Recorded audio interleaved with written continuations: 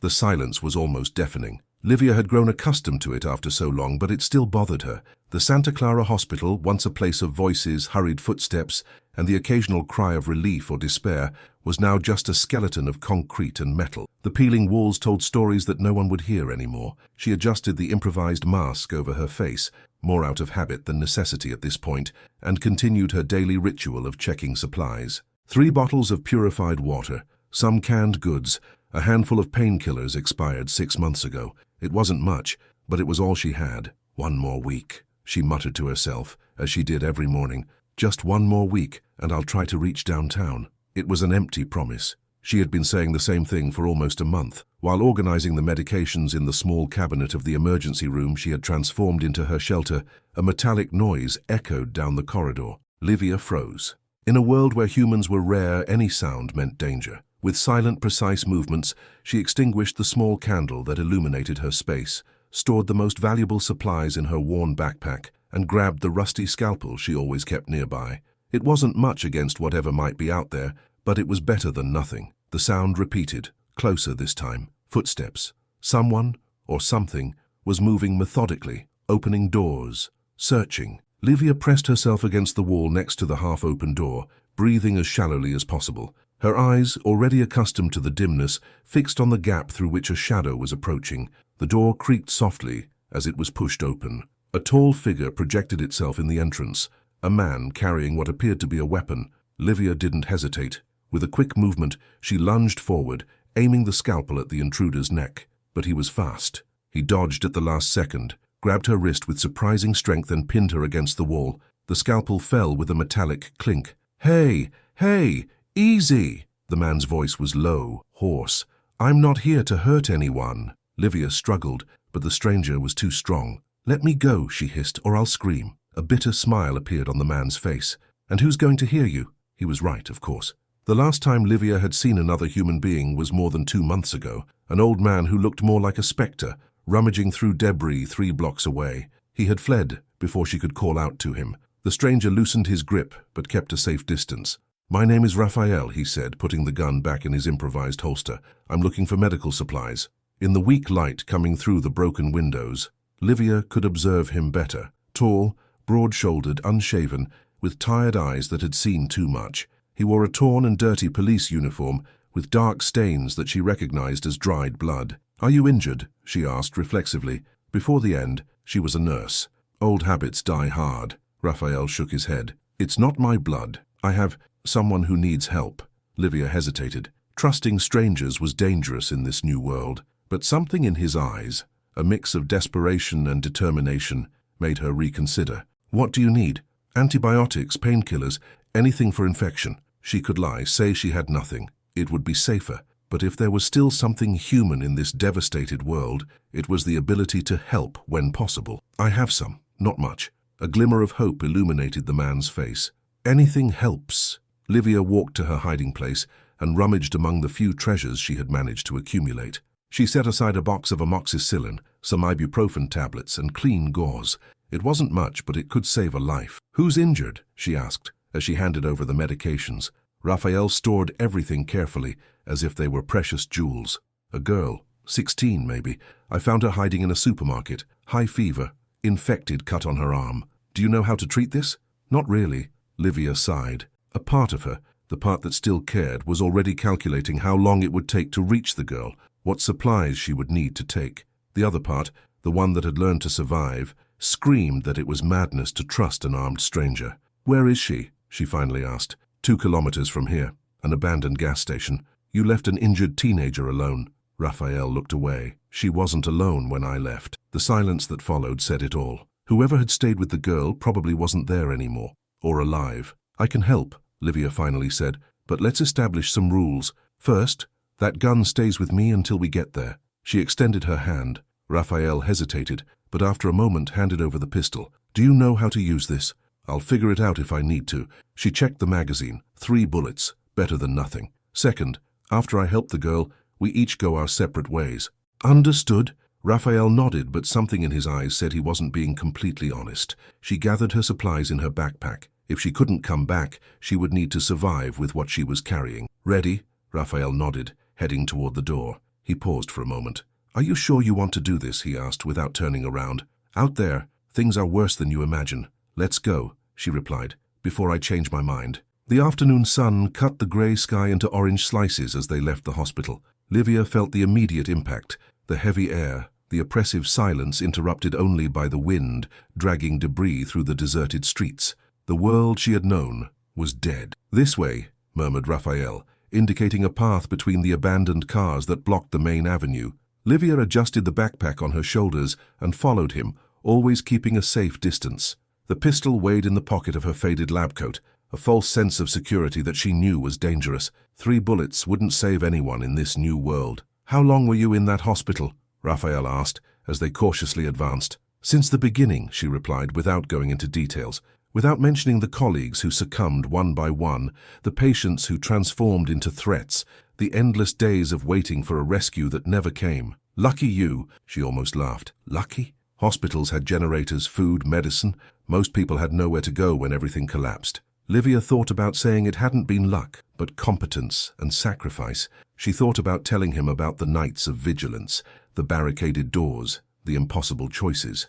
But what would be the point? The past was a foreign country to which no one could return. They skirted a toppled bus, its broken windows resembling the teeth of a fallen giant.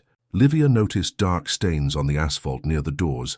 Old blood. She looked away. "How did you survive?" she asked, more to break the silence than out of real curiosity. Raphael didn't answer immediately. His gaze constantly swept the surroundings, looking for invisible threats. "Adaptation," he finally said. "Humans are good at that. Those who aren't, well, you don't see them around anymore." A distant scream cut through the air, making them freeze.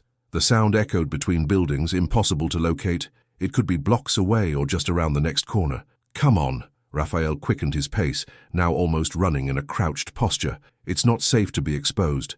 Livia followed him, feeling her heart accelerate. The scream hadn't sounded human, not completely. It was something primitive, hungry. They turned a corner and Raphael suddenly pulled her behind an overturned car. Through the reflection in the broken rearview mirror, Livia saw why. 3 figures were moving slowly in the middle of the street ahead. They walked irregularly, stumbling occasionally. One of them was dragging something heavy. "Crows," whispered Raphael. "What?" "Looters. Hunters. They call themselves crows. They emerged when the government fell. Ex-military, some of them. Criminals, most of them. They're organized and ruthless." Livia observed the men. They wore dark clothes and carried improvised weapons, a club with nails, an axe, something that looked like a sharpened table leg. The object they were dragging was too large to identify from a distance. "What are they doing?" she asked. Raphael didn't answer, but his eyes hardened. "We need to go around. There's a passage through that building." He pointed to a partially collapsed commercial building. They waited for the men to move away and then ran to the building, crouching between cars to minimize exposure. They entered through a broken window, falling into a space that was once a clothing store. Toppled mannequins stared at the ceiling with placid expressions, like corpses frozen in their last surprise. "How long has it been?" Livia asked as they crossed the place. "Since what?" "Since everything ended. I've lost track of time." Raphael thought for a moment. 8 months, maybe. "Hard to say. Clocks stop, seasons continue." 8 months.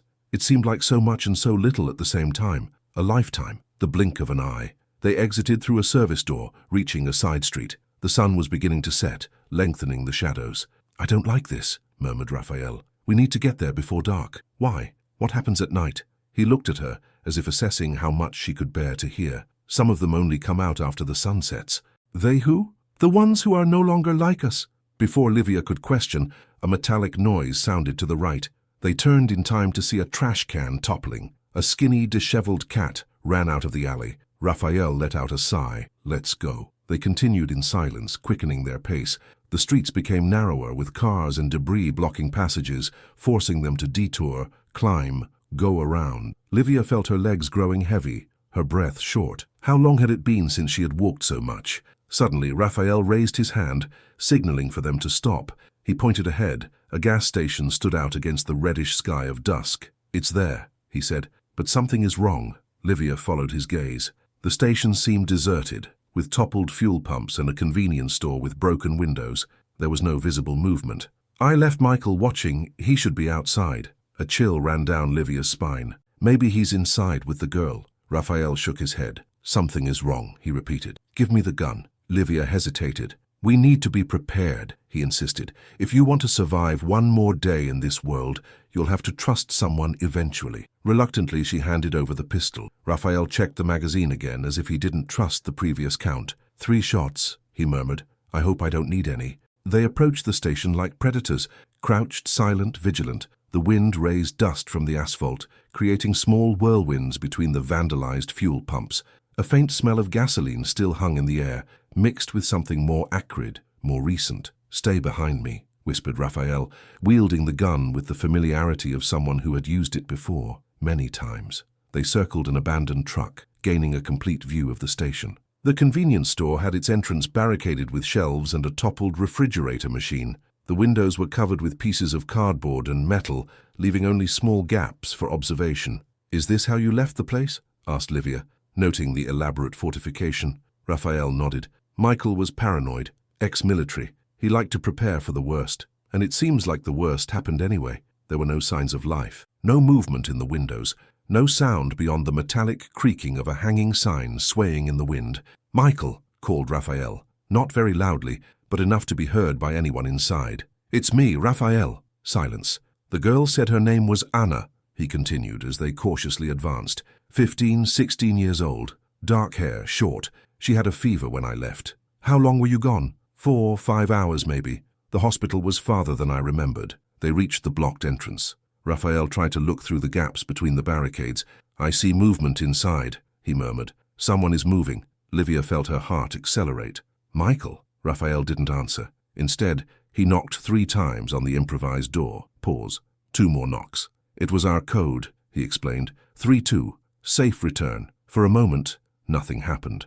Then, a dragging sound came from inside. Something heavy being moved. The barricade trembled slightly. Michael, Raphael called again. Is everything okay? The response came in the form of a low, guttural moan, the sound of someone trying to speak with a damaged throat. Raphael took a step back, raising the gun. What was that? Whispered Livia, feeling a chill run down her spine. Not Michael, he answered, his voice tense. At least not anymore. Before they could retreat further, the barricade trembled violently. Something was pushing it from inside with increasing force.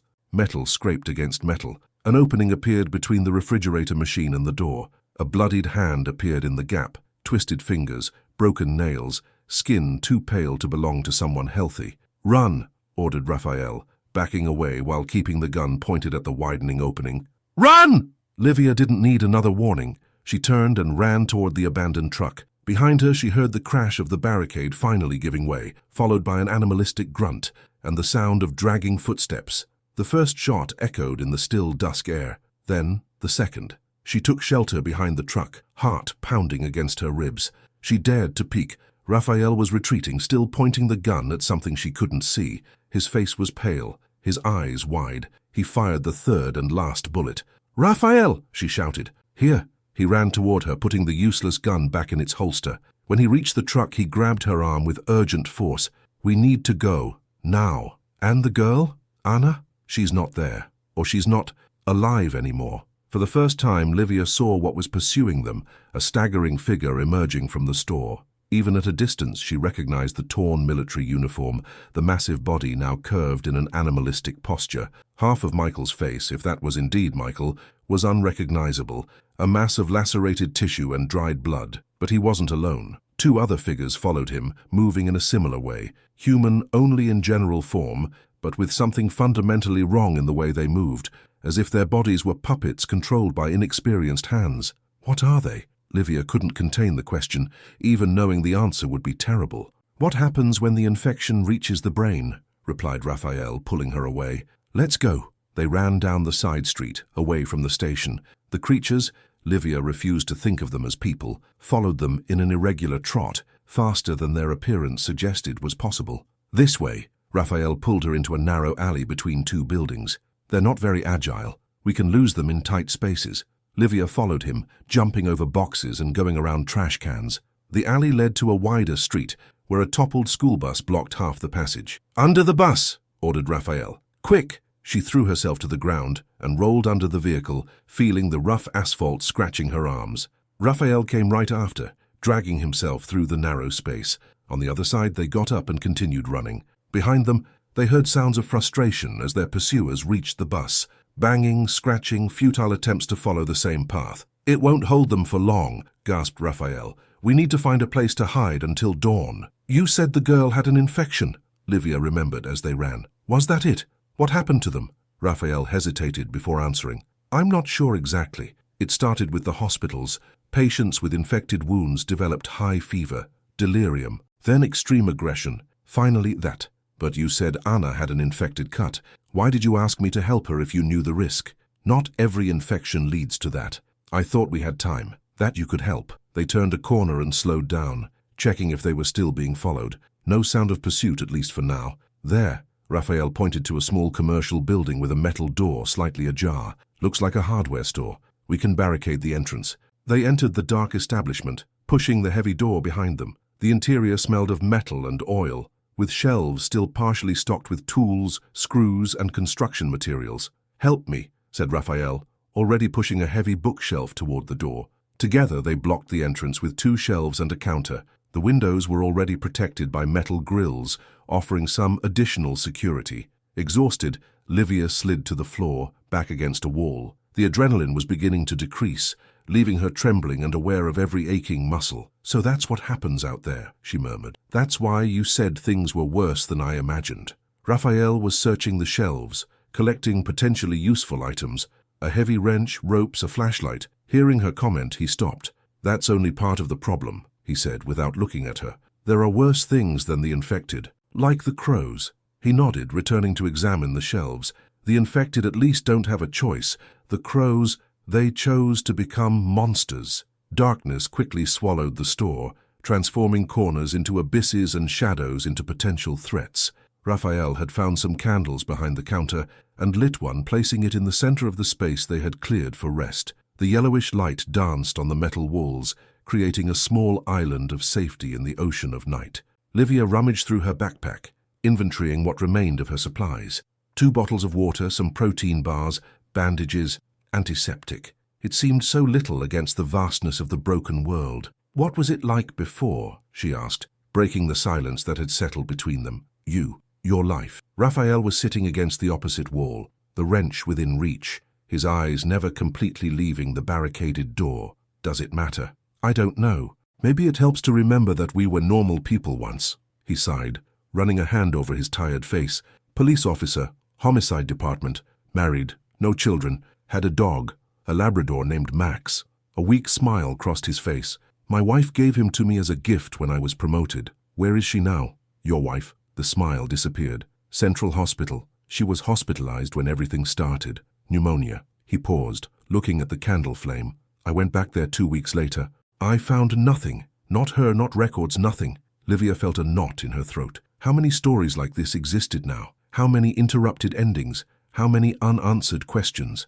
"I'm sorry." "And you?" he asked, clearly wanting to change the subject. "What was it like?" "Nurse, emergency. Lived alone with 2 cats. She smiled, remembering. "Worked too much, always postponing life for later, after specialization, after saving enough money, after finding the right person." Her voice faltered. "Later never came." Silence returned, denser this time, loaded with the weight of lost lives and stolen futures. A noise in the street alerted them, something metallic dragging on the asphalt. Raphael immediately blew out the candle, plunging them into complete darkness. "Don't move," he whispered, barely audible. Livia froze, hardly daring to breathe. The sound was approaching, a rhythmic dragging followed by irregular footsteps. It wasn't just one. A shadow passed by the barred window, momentarily blocking the weak moonlight. Another followed. The infected were in the street, searching, hunting. One of them stopped in front of the barricaded door, as if sensing their presence inside. A low moan escaped its throat, followed by a thud as it threw itself against the door. The barricade trembled but held. Livia felt her heart almost stop when the creature repeated the movement, now with more force. At her side, she noticed Raphael moving silently, preparing the wrench. The infected hit the door a 3rd time, then a 4th. Each impact seemed stronger. The barricade began to give way. "If they get in," whispered Raphael, so low that she had to read his lips to understand. "Run to the back. There should be an exit through the storage areas." She nodded, even knowing he probably couldn't see her in the darkness. The attack on the door suddenly stopped. For a moment, Livia thought that perhaps they had given up. Then came the sound of glass breaking one of the side windows. "Shit," muttered Raphael. "The grills won't hold for long. We need to go." He grabbed her backpack and pushed her toward the back of the store. Stumbling in the darkness, they advanced between shelves and stacked boxes, guided only by the faint glow of the moon entering through small high windows. Behind them, the sound of metal bending indicated that the window grills were giving way. They reached a metal door that led to the warehouse. Raphael tried to open it, but it was locked. "Damn," he hissed, frantically searching for a key or something to force the lock. Livia looked around, desperate. The noise at the entrance was getting louder. Glass breaking, metal creaking. The infected were getting in. "There," she pointed, seeing a narrow ladder that led to a storage mezzanine. "We can climb up." Without waiting for a response, she began climbing the metal steps, trying not to make noise. Raphael followed her, covering the rear with the wrench raised. The mezzanine was small, with more boxes and shelves of rarely used items. At the back, a small square window offered a possible escape route. Livia ran to it and tried to open it. Stuck from years of disuse, the window initially resisted, but gave way with a creak after a stronger push. Fresh night air invaded the stuffy space. "It leads to the roof of the building next door," she said, looking outside. "Looks like a drop of about 2 meters. Below, they heard the noise of the infected finally entering the store. Grunts and sounds of objects being knocked over echoed through the space.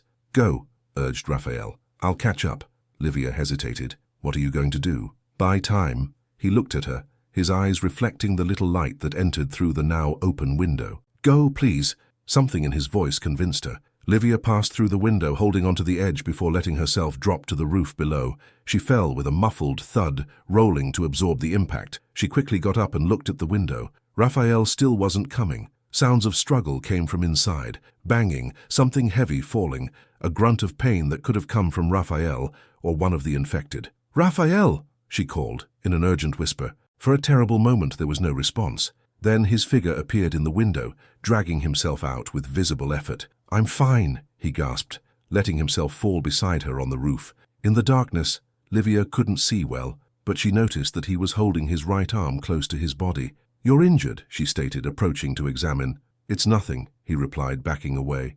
"I hit the railing when I knocked the shelves onto them. Let's go. We don't have much time." He was right. Furious sounds were coming from the store. The infected had found the ladder and were now trying to climb up to the mezzanine. The roof where they were belonged to a small restaurant adjacent to the hardware store. From there, they could see part of the city plunged into darkness, punctuated only by small focuses of light. Distant fires, perhaps, other survivors trying to ward off the night. That way, Raphael pointed to a fire escape that descended along the side of the building. "We can reach the street and find another shelter." They crossed the roof crouched, fearing being seen. The moon was almost full, illuminating enough to make them easy targets for any attentive observer. When they reached the stairs, Raphael suddenly stopped, signaling for Livia to stop too. Below in the street, 3 figures were walking slowly, carrying improvised torches. They didn't move like the infected. Their steps were deliberate, coordinated. "Crows," whispered Raphael. "Night patrol." The men below stopped, as if they had heard something. One of them pointed to the hardware store from where sounds of the infected trying to reach the mezzanine window still came. "They're following the infected," explained Raphael. "They use them as hunting dogs to find survivors." Livia felt a chill that had nothing to do with the night air. What do they do when they find someone? The look Raphael gave her answered everything. The crows approached the store, weapons in hand. Not improvised tools like the ones they had seen before, but real weapons, rifles and pistols. One of them gave an order, and the other 2 positioned themselves strategically. "They're going to clear the place," murmured Raphael, "and then look for who the infected were chasing." "Us," he nodded. "We need to get out of here now." The fire escape was their only path, but it descended directly to where the crows were. Raphael looked around, searching for another route. "There," he pointed to the adjacent building, a small space they could jump. "That building seems to be an apartment. We can enter through a window." The jump wasn't big, less than 2 meters, but in the dark, with adrenaline pumping and the crows just below, it seemed an impossible distance. "I'll go first," said Raphael. "If I make it, you follow." Before Livia could protest, he backed up a few steps, ran and jumped, landing on the other roof with a muffled thud. He immediately crouched, checking if the noise had alerted the crows. Apparently not. He signaled for her to follow. Livia took a deep breath, trying to control the trembling in her legs. She backed up, closed her eyes for a second, then ran and jumped. For a terrible moment, she felt she wasn't going to make it. Her feet barely reached the edge of the other roof. She would have fallen if Raphael hadn't grabbed her arm, pulling her to safety. They fell together, breathless, hearts beating rapidly. Below, one of the crows looked up, as if he had heard something. They froze, barely breathing. After a moment of tension, the man turned his attention back to the store. Sounds of gunshots echoed in the night.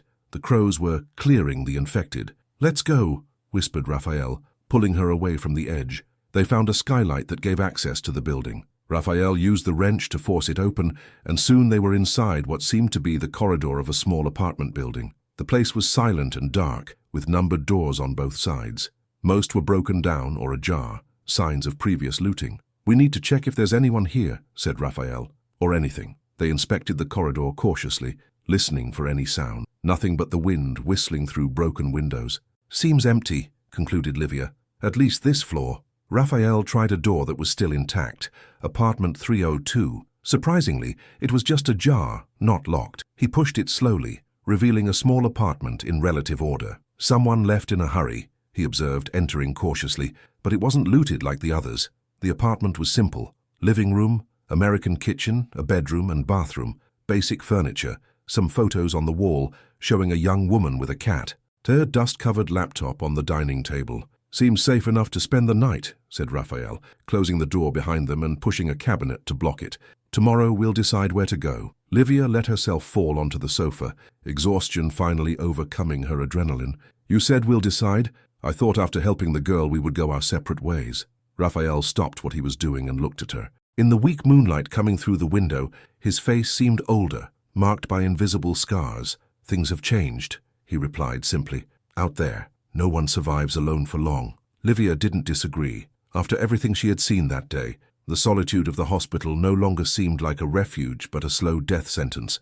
"What happened to the girl, Anna?" she asked. "At the station. Did you see her?" Raphael looked away, busying himself checking the windows.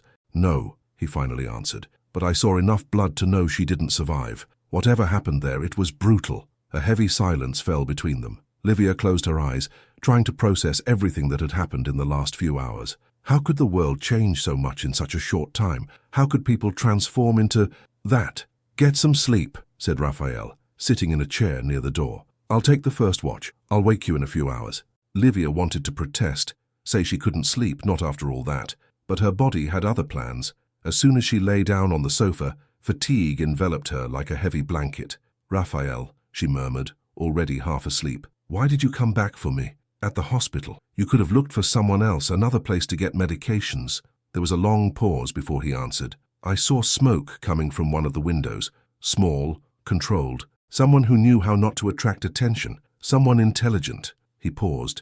"People like that are rare now, and we need each other if we want to rebuild something worth living for." Livia nodded slightly, finally letting sleep take her. Her last conscious thought was about how the world had ended, but there were still people trying to save what remained of humanity. Outside, 3 shadows watched the apartment building from the opposite corner. They had followed the trail of the infected, who in turn had followed the scent of living flesh. "How long until dawn?" asked one of them. 4 hours, replied another, checking a military watch. "Enough time to sweep the building." "The leader said to bring in anyone we find, especially women." The 3 exchanged looks in the darkness. Then, silently, they began crossing the street toward the building, weapons in hand. The hunt had just begun.